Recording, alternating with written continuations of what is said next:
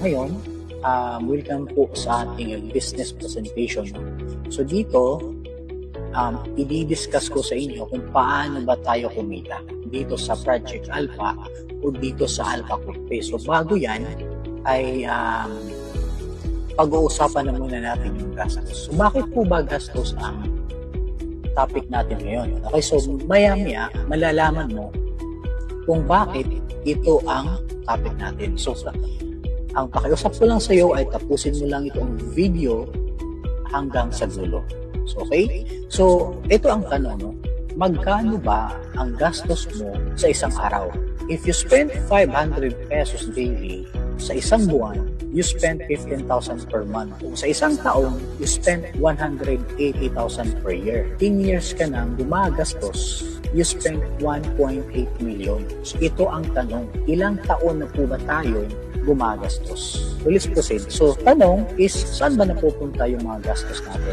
No? Saan ba napupunta yung mga gastos mo? Okay, so dito yan. So marahil, dito yan napupunta sa mga shopping. No? So may shopping, hindi kayo mahilig kang mag-shopping sa mall. Okay, so or di kayo napupunta yan sa mga bills, napupunta sa mga load or sa internet mo. O di kaya, isa dito ang mga binabayaran.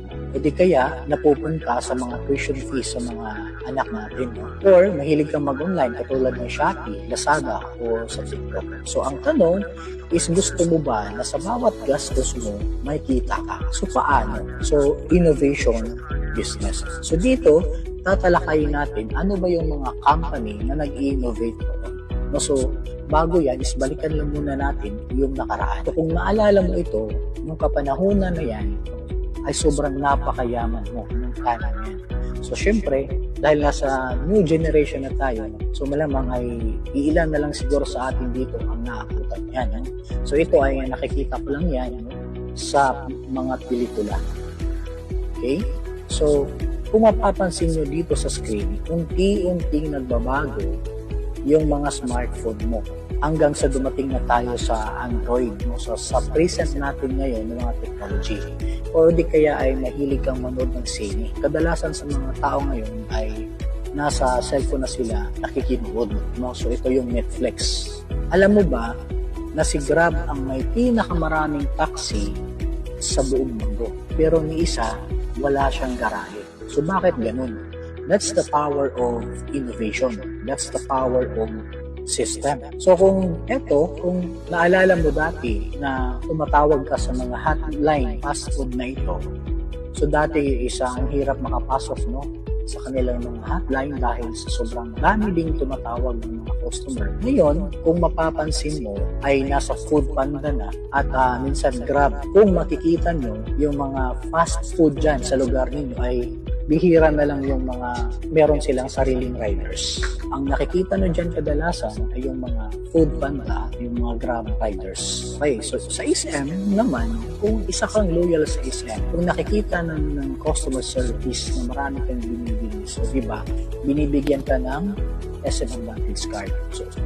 So sobrang dami mong pinamili, yung points doon ay nako-convert sa kanilang item. So papalitan lang ng item. Ang SNR naman, meron din silang membership shop. At yung bagong technology naman ngayon, mula sa ating physical wallet, maging digital wallet siya ngayon. Kung nakikita nyo, talagang nagbabago, no? Talagang nagkakaroon ng innovation. Ito naman, I'm sure, bawat isa sa atin, I'm sure meron kanitong klaseng digital wallet, no? Yung ating GCash. Okay? So si GCash, dyan na tayo gumagawa ng transaction. So dyan na tayo nagbabang transfer, dyan na tayo nagbabayad ng bills, di kaya dyan ka nag-ungon ng transaction, and dyan na rin tayo nag-cash in and cash out. Alam mo ba na si GCash ay meron siyang 66 million user and the largest digital ecosystem. Kung naalala nyo, yung 2021, yan yung panahon na pandemic time. So alam niyo ba kung magkano ang kinita, gross income ay 3 trillion. So pagpalagay na lang natin itong 66 million user ay nagbabank transfer sila. So, alam naman natin na kada transaction na gagawin natin ni GCash ay merong charge na 15 pesos. So, kung itong 66 million users na ito, sabay-sabay silang gumagawa ng transaction ni GCash. So alam mo ba kung magkano ang pumasok ni GCash? So almost close to 1 billion. So ang pinag-uusapan natin dyan ay isang transaction pa lang. No? So what if nagbabayad ka pa ng tubig at kuryente? What if 5 kayo sa pamilya nyo? No? So gumagawa din sila ng transaction. So kung iisipin nyo lang, no? Gaano nakayaman si GCash ngayon? So kung balikan natin itong nakaraan kung paano ito nagsimula si GCash. So ang tanong, binabayaran ka ba ni GCash sa bawat gastos mo? Binibigyan ka ba ni GCash ng kahit 1 kilo man lang ng bigas o kahit isang bilata lang ng sardinas? Ang sagot ay hindi. Kasi bakit? Hindi naman natin negosyo si GCash. Tayo ang ginagawang negosyo ni GCash. So, ito, panoorin lang natin to. Mas pinadali na ang cashless transaction sa isang palengke sa Metro Manila kasunod ng paglunsad dito ng Paleng QRPH ng Bangko Sentral. Ang QR code na gamit ng mga tindera compatible sa iba't ibang digital wallet at digital banks. Nasa frontline ng balitang yan si Shaila Francisco. Cashless transaction sa palengke? Sabi ng Bangko Sentral ng Pilipinas, why not? Ngayong araw, inilunsad ng BSP ang Paleng QRPH sa Pasig City Mega Market. Layunin nitong mapadali ang pamimili sa palengke sa tulong ng QR code. Bagay na ikinatuwa ng ilang mamimili. Hindi mo na kailangan mag-withdraw pa ng ATM. So, convenience kasi sa app lang siya. Ang Pasig City ang unang lugar sa Metro Manila kung saan inilunsad ng Paleng QRPH at ika-6 na sa buong bansa. Ang good news, hindi na kailangan ng iba-ibang QR code. Depende sa digital bank o digital wallet. Ang QR code kasi ng mga tindera, pwedeng iscan ang kahit anong payment app. Sa ngayon, nasa 2,100 vendors dito sa Pasig City Mega Market, ang Paleng QRPH ready. Kabilang na riyan si Ate Terry, na inaasang makakatulong ito sa pagbebenta. Minsan, kulang ang kanilang pera, kanilang dalang pera, o may pera naman sila sa GCash, pwede naman nilang iano sa akin. Hindi na mahirapan magsukli. Bukod sa mas mapapadali ang mga transaksyon, naniniwala ang BSP na makatutulong ito sa pagpapalaki ng kita ng mga tindero. Nagkakaroon silang tinatawag na financial footprint. Nakikita ng mga bangko, maganda pala yung negosyo nitong tao na ito, mas makakautang siya sa mas mababang rate. Hindi naman safe na yung pera, lagi nasa kanila. Pagkatapos ng araw, at saka gusto nila kumita na interest, pupunta pa sila sa bangko para i-deposito. Ngayon, kung lahat naka-QR na, hindi na kailangan pumunta sa bangko, automatic na yung deposit. Bawas gastos din daw ito para sa BSP sa paggawa ng barya. Napaka-gastos para sa BSP yung gawa ng barya. At ang tendency ng mga tao, yung barya ay tinatago, hindi nagsisirculate. Pero ang ilang mamimili, umaasang aalisin ang mga charge of fund transfer fee, lalo pag magkaibang bangko o digital payment app na gamit. Gaya na lang ni Anthony na kadalasang nagdadagdag ng 15 pesos bilang transaction fee. Sayang yung 15 pesos mo, Kumbaga sayang din yung 15 pesos kasi pera din yun . Kumbaga, imbis makukuha mo siya ng buo, pwede sa pamasahe, pwede rin sa sa pangmeryenda. Sa ngayon, naglalaro sa 8 pesos hanggang 50 pesos ang fee, depende sa paglilipatan ng pera. Pinag-aaralan naman daw ng BSP na tanggalin ang fund transfer fee sa mga maliliit na halagang transaksyon. Pero di pa tiyak kung ano ang sakop nito at kung kailan ipapatupad. We have to work together with the banks.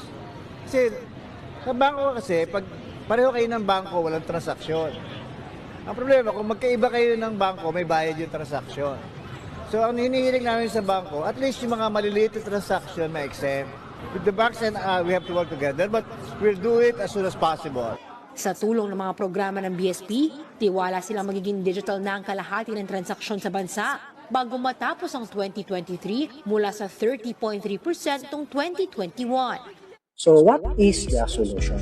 Okay, so kung napapansin nyo doon guys sa video, yung iba, nasasayangan sila sa 15 pesos nila. At pangalawa, at kung ma-implement na lahat na talaga tayo gumagamit ng cashless payment, sa bawat gastos mo dito, ay pwede kang kumita.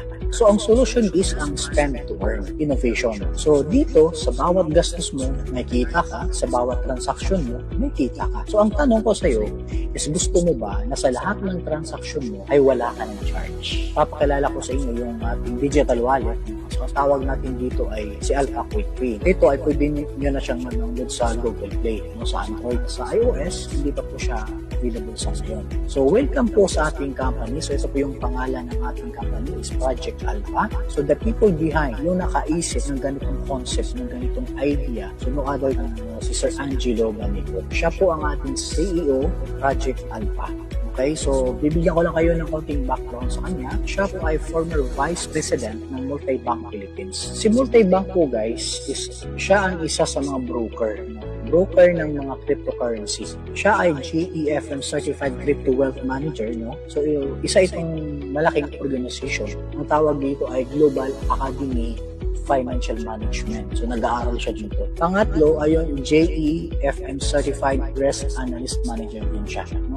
Certified din siya doon. And, nagtuturo din siya sa mga blockchain and cryptocurrency. So, kung isipin nyo lang to guys, sa dalawang JEFM na yan, hindi ka na basta-basta. Kasi bakit? Kaya mong mag-handle ng finances sa isang kumpanya. Kaya nga, maraming mga networking company hindi nakapag-sustain dahil kulang sila sa financial management. Tayo is lamang na tayo dito. Pagdating naman sa legalities test, kompleto po tayo. Meron po tayong SEC, BIR, COR, and FDA. Alam niyo ba, sa iba, pinakamahirap ang magkaroon ng COR. Yung ibang company, nagsimula na sila, wala pa sila nito. Ang meron lang sa kanila ay yung DTI lang. Ang COR ay pinakamahirap pagdating sa isang networking company. Ang office natin ay located sa Jiginto, Bulacan. Ang buong first floor dyan ay sa atin. Ang vision and mission naman ng company is to create innovation. So ito yung tinatawag natin spend to earn. Makapag-produce tayo ng organic at natural product at makapag-build tayo ng sustainable financial opportunity. Ito yung tinatawag natin cashback maintenance. So maya-maya, malalaman mo kung